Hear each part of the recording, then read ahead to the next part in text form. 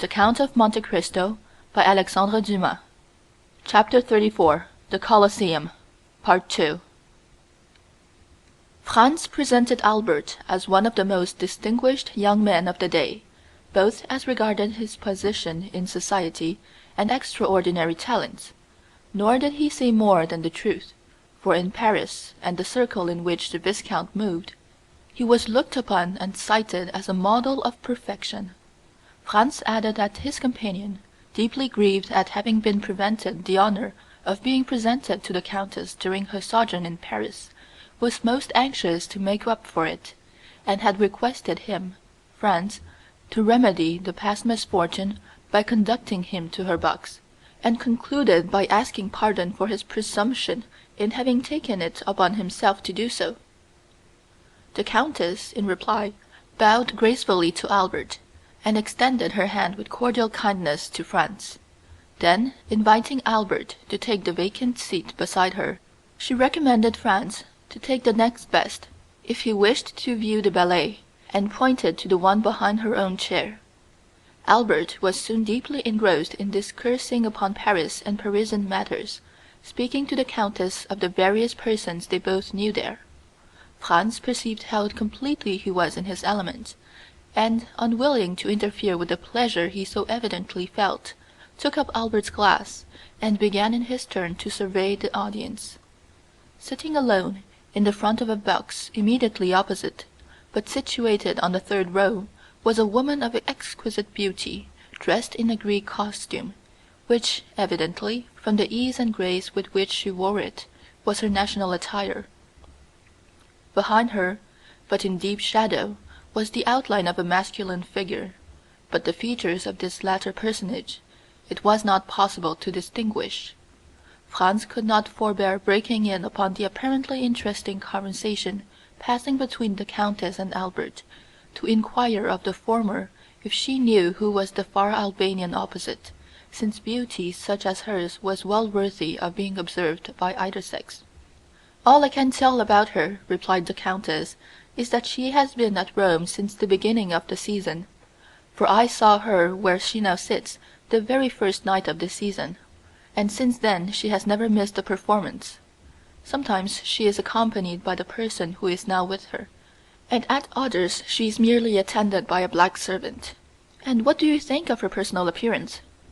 "Oh, I consider her perfectly lovely. She's just my idea of what Medora must have been." Franz and the Countess exchanged a smile, and then the latter resumed her conversation with Albert, while Franz returned to his previous survey of the house and company. The curtain rose on the ballet, which was one of those excellent specimens of the Italian school, admirably arranged and put on the stage by Henry, who has established for himself a great reputation throughout Italy for his taste and skill in the choregraphic art, one of those masterly productions of grace, method, and elegance in which the whole corps of ballet, from the principal dancers to the humblest supernumerary, are all engaged on the stage at the same time, and 150 persons may be seen exhibiting the same attitude or elevating the same arm or leg with a simultaneous movement that would lead you to suppose that but one mind, one act of volition influenced the moving mass. The ballet was called Poliska.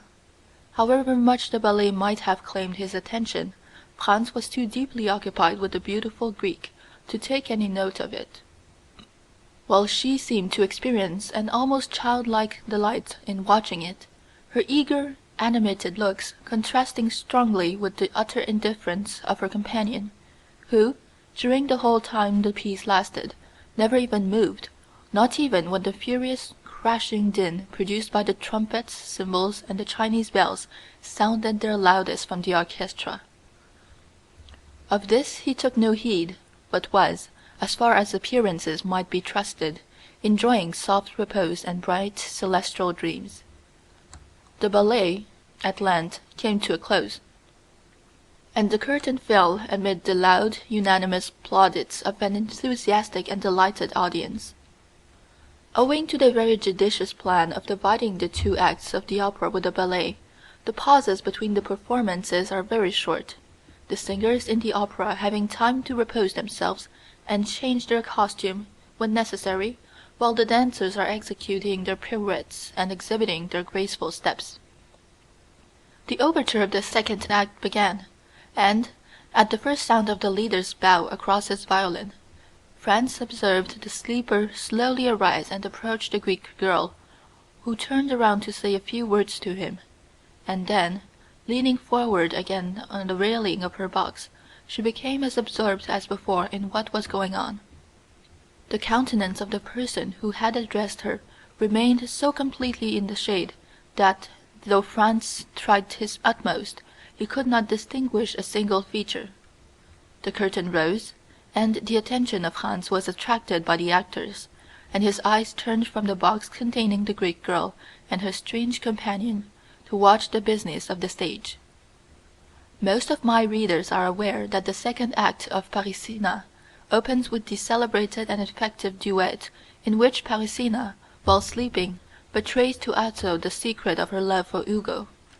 The injured husband goes through all the emotions of jealousy, until conviction seizes on his mind, and then, in a frenzy of rage and indignation, he awakens his guilty wife to tell her that he knows her guilt, and to threaten her with his vengeance. This duet is one of the most beautiful, expressive, and terrible conceptions that has ever emanated from the fruitful pen of Donizetti. Franz now listened to it for the third time, yet its notes, so tenderly expressive and featurely grand as the wretched husband and wife give vent to their different griefs and passions, thrilled through the soul of Franz with an effect equal to his first emotions upon hearing it. Excited beyond his usual calm demeanor, Franz rose with the audience, and was about to join the loud, enthusiastic applause that followed. But suddenly his purpose was arrested. His hands fell by his sides, and the half-uttered bravos expired on his lips. The occupant of the box in which the Greek girl sat appeared to share the universal admiration that prevailed, for he left his seat to stand up in front, so that, his countenance being fully revealed, Franz had no difficulty in recognizing him as the mysterious inhabitant of Monte Cristo, and the very same person he had encountered the preceding evening in the ruins of the Colosseum, and whose voice and figure had seemed so familiar to him. All doubt of his identity was now at an end. His singular host evidently resided at Rome. The surprise and agitation occasioned by this full confirmation of Franz's former suspicion had no doubt imparted a corresponding expression to his features, for the Countess, after gazing with a puzzled look at his face, burst into a fit of laughter, and begged to know what had happened. "Countess," returned Franz, totally unheeding her raillery, "I asked you a short time since if you knew any particulars respecting the Albanian lady opposite. I must now beseech you to inform me who and what is her husband." "Nay," answered the Countess, "I know no more of him than yourself." "Perhaps you never before noticed him." "What a question! So truly French! Do you not know that we Italians have eyes only for the man we love?" "True," replied Franz. "All I can say is," continued the Countess, taking up the lorgnette and directing it toward the box in question, "that the gentleman whose history I am unable to furnish seems to me as though he had just been dug up. He looks more like a corpse permitted by some friendly gravedigger to quit his tomb for a while, and revisit this earth of ours, than anything human. How ghastly pale is he!" "Oh, he is always as colorless as you now see him," said Franz. "Then you know him?" almost screamed the Countess. "Oh, pray do, for heaven's sake, tell us all about. Is he a vampire, or a resuscitated corpse, or what?" "I fancy I have seen him before, and I even think he recognizes me." "And I can well understand," said the Countess, shrugging up her beautiful shoulders, as though an involuntary shudder passed through her veins, "that those who have once seen that man will never be likely to forget him." The sensation experienced by Franz was evidently not particular to himself. Another, and wholly uninterested person, felt the same unaccountable awe and misgiving. "Well," inquired Franz, after the Countess had a second time directed her lorgnette at the box, What do you think of our opposite neighbor?" "Well, that he is no other than Lord Ruthven himself in a living form."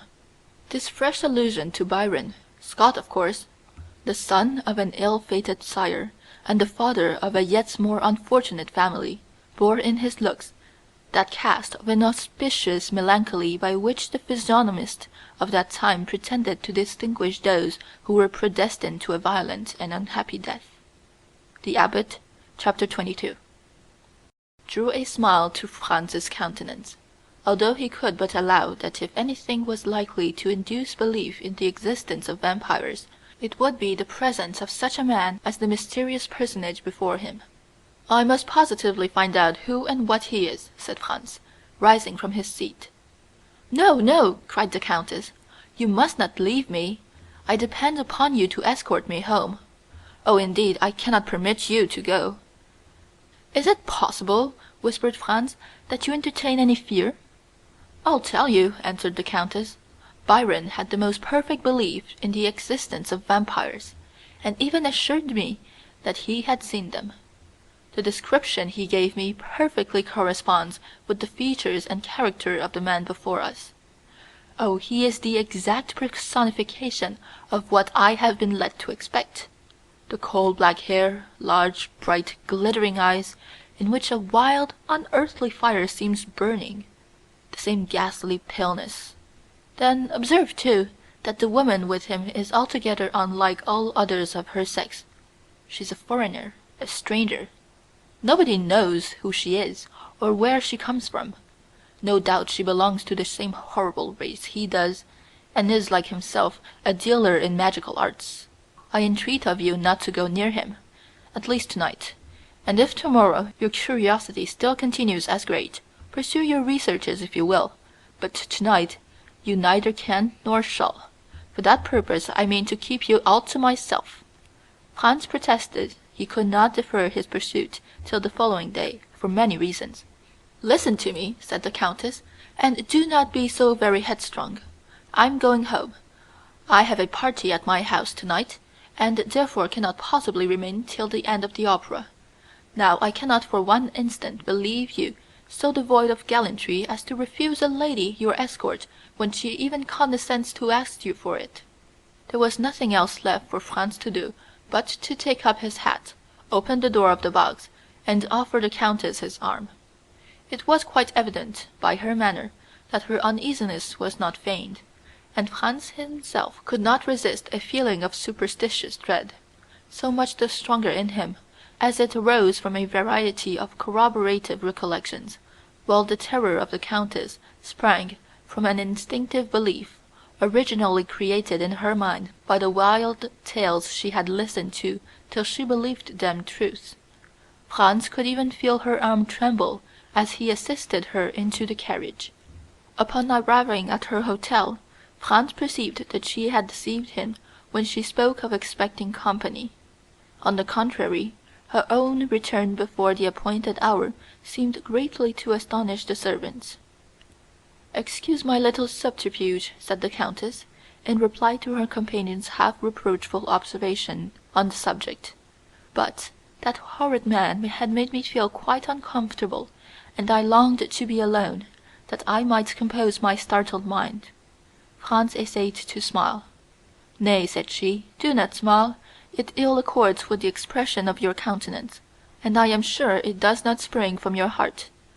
However, promise me one thing." "What is it?" "Promise me, I say."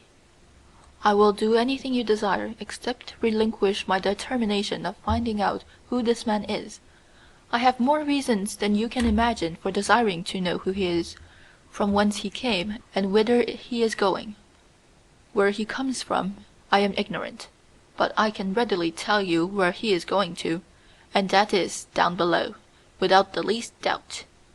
"Let us only speak of the promise you wish me to make," said Franz. "Well, then, you must give me your word to return immediately to your hotel, and make no attempt to follow this man tonight. There are certain affinities between the persons we quit and those we meet afterward. For heaven's sake, do not serve as a conductor between that man and me. Pursue your chase after him tomorrow as eagerly as you please, but never bring him near me, if you would not see me die of terror.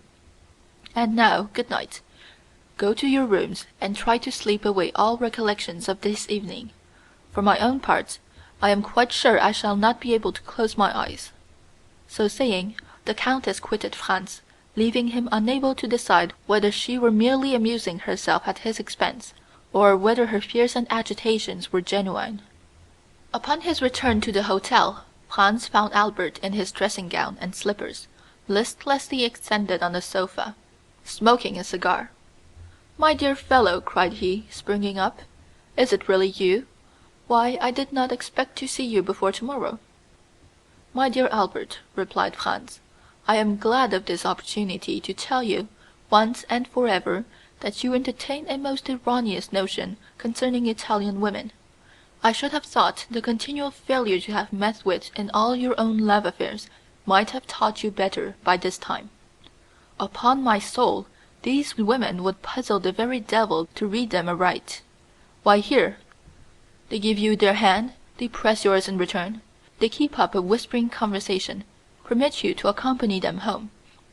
Why, if a Parisian were to indulge in a quarter of these marks of flattering attention, her reputation would be gone forever. And the very reason why the women of this fine country put so little restraint on their words and actions is because they live so much in public, and have really nothing to conceal. Besides, you must have perceived that the Countess was really alarmed." "At what?" "At the sight of that respectable gentleman sitting opposite to us in the same box with the lovely Greek girl. Now, for my part, I met them in the lobby after the conclusion of the piece, and hang me if I can guess where you took your notions of the other world from. I can assure you that this hobgoblin of yours is a deuced fine-looking fellow, admirably dressed. Indeed, I feel quite sure, from the cut of his clothes, they are made by a first-rate Paris tailor, probably Blin or Hamann. He was rather too pale, certainly, but then, you know, paleness is always looked upon as a strong proof of aristocratic descent and distinguished breeding." Franz smiled, for he well remembered that Albert particularly prided himself on the entire absence of color in his own complexion. "Well, that tends to confirm my own ideas," said Franz, "that the Countess's suspicions were destitute alike of sense and reason. Did he speak in your hearing? And did you catch any of his words?" "I did, but they were uttered in the Romaic dialect. I knew that from the mixture of Greek words. I don't know whether I ever told you that when I was at college I was rather strong in Greek." "He spoke the Romaic language, did he?" "I think so." "That settles it," murmured Franz. "'Tis he, past all doubt. What do you say?" "Nothing, nothing. But tell me, what were you thinking about when I came in?" "Oh, I was arranging a little surprise for you." "Indeed, of what nature?" "Why, you know it is quite impossible to procure a carriage." "Certainly, and I also know that we have done all that human means afforded to endeavor to get one." "Now then, in this difficulty a bright idea has flashed across my brain." Franz looked at Albert as though he had not much confidence in the suggestion of his imagination.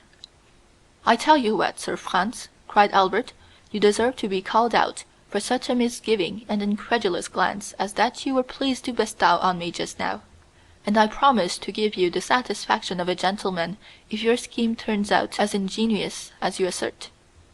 "Well then, hearken to me." "I listen." "You agree, do you not, that obtaining a carriage is out of the question?" "I do. Neither can we procure horses." "True, we have offered any sum, but have failed." "Well, now, what do you say to a cart?" "I dare say such a thing might be had." "Very possibly." "And a pair of oxen?" "As easily found as the cart." "Then you see, my good fellow, with a cart and a couple of oxen, our business can be managed. The cart must be tastefully ornamented, and if you and I dress ourselves as Neapolitan reapers, we may get up a striking tableau after the manner of that splendid picture by Leopold Robert. It would add greatly to the effect if the Countess would join us in the costume of a peasant from Puzzoli or Sorrento. Our group would then be quite complete, more especially as the Countess is quite beautiful enough to represent a Madonna." "Well," said Franz, This time, Albert, I am bound to give you credit for having hit upon a most capital idea." "And quite a national one, too," replied Albert with gratified pride. "A mere mask borrowed from our own festivities. Ah, you Romans, you thought to make us unhappy strangers trot at the heels of your processions, like so many lazzaroni, because no carriages or horses are to be had in your beggarly city. But you don't know us. When we can't have one thing, we invent another." "And have you communicated your triumphant idea to anybody?" "Only to our host. Upon my return home I sent for him, and I then explained to him what I wished to procure. He assured me that nothing would be easier than to furnish all I desired.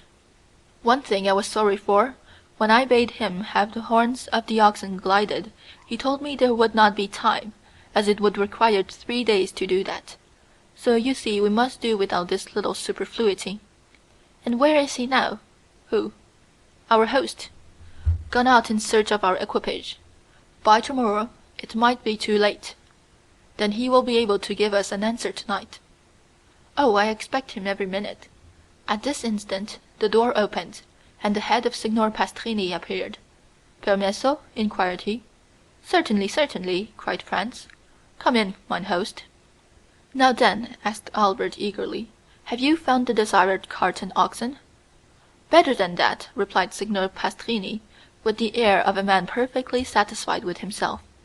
"Take care, my worthy host," said Albert. "Better is a sure enemy to well." "Let your excellencies only leave the matter to me," returned Signor Pastrini, in a tone indicative of unbounded self-confidence. "But what have you done?" asked Franz. "Speak out, there's a worthy fellow." "Your excellencies are aware," responded the landlord, swelling with importance, "that the Count of Monte Cristo is living on the same floor with yourselves." "I should think we did know it," exclaimed Albert, "since it is owing to that circumstance that we are packed into these small rooms, like two poor students in the back streets of Paris. Well, then, the Count of Monte Cristo, hearing of the dilemma in which you are placed, has sent to offer you seats in his carriage, and 2 places at his windows in the Palazzo Rospoli." The friends looked at each other with unusual surprise. "But do you think," asked Albert, "that we ought to accept such offers from a perfect stranger?" "What sort of person is this Count of Monte Cristo?" asked Franz of his host. "A very great nobleman, but whether Maltese or Sicilian I cannot exactly say. But this I know, that he is noble as a Borghese, and rich as a gold mine." "It seems to me," said Franz, speaking in an undertone to Albert, "that if this person merited the high panegyrics of our landlord, he would have conveyed his invitation through another channel, and not permitted it to be brought to us in this unceremonious way.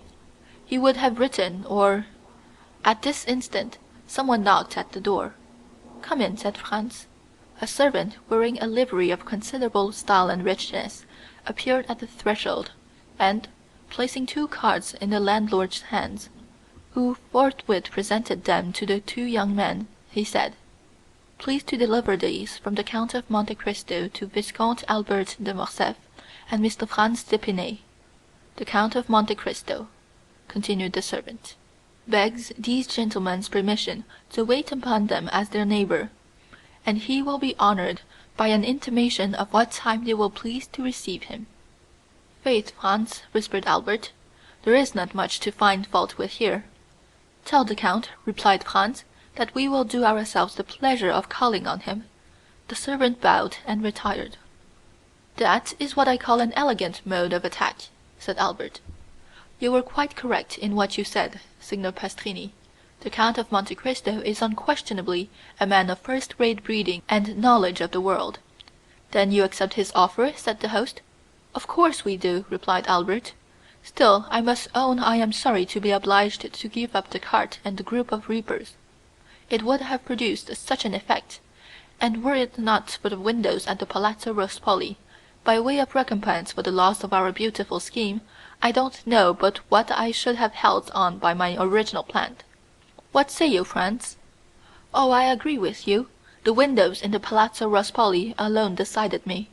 The truth was that the mention of two places in the Palazzo Rospoli had recalled to Franz the conversation he had overheard the preceding evening in the ruins of the Colosseum between the mysterious unknown and the Transteverin, in which the stranger in the cloak had undertaken to obtain the freedom of a condemned criminal. And if this muffled up individual proved, as Franz felt sure he would, the same as the person he had just seen in the Teatro Argentino, then he should be able to establish his identity, and also to prosecute his researches respecting him with perfect facility and freedom. Franz passed the night in confused dreams respecting the two meetings he had already had with his mysterious tormentor, and in waking speculations as to what the morrow would produce. The next day must clear up every doubt, and unless his neighbor and would-be friend, the Count of Monte Cristo, possessed the ring of guise, and by its power was able to render himself invisible, it was very certain he could not escape this time. 8 o'clock found Franz up and dressed, while Albert, who had not the same motives for rising early, was still soundly asleep. The first act of Franz was to summon his landlord, who presented himself with his accustomed obsequiousness. "Pray, Signor Pastrini," asked Franz, "is not some execution appointed to take place today?" "Yes, your Excellency, but if your reason for inquiry is that you may procure a window to view it from, you are much too late." "Oh, no," answered Franz, "I had no such intention, and even if I had felt a wish to witness the spectacle, I might have done so from Montepulciano. Could I not?" "Ah," explained mine host, "I did not think it likely your Excellency would have chosen to mingle with such a rabble as are always collected on that hill, which, indeed, they consider as exclusively belonging to themselves." "Very possibly I may not go," answered Franz, "but in case I feel disposed, give me some particulars of today's executions." "What particulars would your Excellency like to hear?" "Why, the number of persons condemned to suffer, their names, and description of the death they are to die." "That happens just lucky, your Excellency. Only a few minutes ago they brought me the tavolettas." "What are they?" "Sort of wooden tablets hung up at the corners of streets the evening before an execution, on which is pasted up a paper containing the names of the condemned persons, their crimes, and mode of punishment. The reason for so publicly announcing all this is, that all good and faithful Catholics may offer up their prayers for the unfortunate culprits, and, above all, beseech of heaven to grant them a sincere repentance. And these tablets are brought to you, that you may add your prayers to those of the faithful, are they?" asked Franz somewhat incredulously. "Oh, dear no, your Excellency.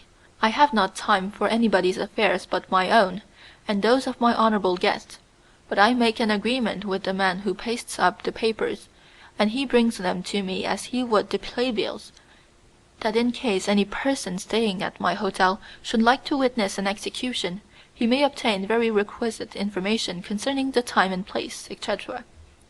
"Upon my word, that is a most delicate attention on your part, Signor Pastrini," cried Franz. "Why, your Excellency," returned the landlord, chuckling and rubbing his hands with infinite complacency, "I think I may take upon myself to say I neglect nothing to deserve the support and patronage of the noble visitors to this poor hotel." "I see that plainly enough, my most excellent host, and you may rely upon me to proclaim so striking a proof of your attention to your guests wherever I go. Meanwhile, oblige me by a sight of one of these tavolettas." "Nothing can be easier than to comply with your Excellency's wish," said the landlord, opening the door of the chamber. "I have caused one to be placed on the landing, close by your apartment." Then, taking the tablet from the wall, he handed it to Franz, who read as follows: "The public is informed that on Wednesday, February 23rd, being the first day of the Carnival, executions will take place in the Plaza del Popolo, by order of the Tribunal of the Rota, of two persons named Andrea Rondola and Peppino, otherwise called Rocca Priori, the former found guilty of the murder of a venerable and exemplary priest, the name Don Cesare Torlini, canon of the Church of St. John Lateran, and the latter convicted of being an accomplice to the atrocious and sanguinary bandit Luigi Vampa and his band. The first named malefactor will be subjected to the mazzuola, the second culprit beheaded. The prayers of all good Christians are entreated for these unfortunate men, that it may please God to awaken them to a sense of their guilt, and to grant them a hearty and sincere repentance for their crimes." This was precisely what Franz had heard the evening before in the ruins of the Colosseum. No part of the programme differed. The names of the condemned persons, their crimes, and mode of punishment, all agreed with his previous information. In all probability, therefore, the Transteverin was no more than the bandit Luigi Vampa himself, and the man shrouded in the mantle the same he had known as Sinbad the Sailor, but who, no doubt, was still pursuing his philanthropic expeditions in Rome, as he had already done at Porto Vecchio and Tunis. Time was getting on, however, and Franz deemed it advisable to awaken Albert, but at the moment he prepared to proceed to his chamber, his friend entered the room in perfect costume for the day. The anticipated delights of the carnival had so run in his head as to make him leave his pillow long before his usual hour. "Now, my excellent Signor Pastrini," said Franz, addressing his landlord, "since we are both ready, do you think we may proceed at once to visit the Count of Monte Cristo?" "Most assuredly," replied he. "The Count of Monte Cristo is always an early riser, and I can answer for his having been up these 2 hours." "Then you really consider we shall not be intruding if we pay our respects to him directly?" "Oh, I am quite sure. I will take all the blame on myself if you find I have led you into an error." "Well, then, if it be so, are you ready, Albert?" "Perfectly." "Let us go and return our best thanks for his courtesy." "Yes, let us do so." The landlord preceded the friends across the landing, which was all that separated them from the apartments of the Count, rang at the bell, and, upon the door being opened by a servant, said, "I Signori Francesi."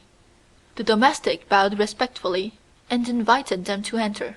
They passed through 2 rooms, furnished in a luxurious manner they had not expected to see under the roof of Signor Pastrini, and were shown into an elegant fitted-up drawing-room. The richest Turkey carpets covered the floor, and the softest and most inviting couches, easy-chairs, and sofas offered their high-piled and yielding cushions to such as desired repose or refreshment. Splendid paintings by the first masters were ranged against the walls, intermingled with magnificent trophies of war, while heavy curtains of costly tapestry were suspended before the different doors of the room. "If your excellencies will please to be seated," said the man, "I will let the count know that you are here." And with these words he disappeared behind one of the tapestried portieres. As the door opened, the sound of a guzla reached the ears of the young man, but was almost immediately lost, for the rapid closing of the door merely allowed one rich swell of harmony to enter. Franz and Albert looked inquiringly at each other, then at the gorgeous furnishings of the apartment. Everything seemed more magnificent at a second view than it had done at their first rapid survey. "Well," said Franz to his friend, "what think you of all this?" "Why, upon my soul, my dear fellow, it strikes me that our elegant and attentive neighbor must either be some successful stock-jobber, who has speculated in the fall of the Spanish funds, or some prince traveling incog." "Hush, hush," replied Franz, "we shall ascertain who and what he is. He comes." As Franz spoke, he heard the sound of a door turning on its hinges, and almost immediately afterwards the tapestry was drawn aside, and the owner of all these riches stood before the 2 young men. Albert instantly rose to meet him, but Franz remained, in a manner, spellbound on his chair, for in the person of him who had just entered he recognized not only the mysterious visitant to the Colosseum, and the occupant of the box at the Teatro Argentino, but also his extraordinary host of Monte Cristo. Chapter 34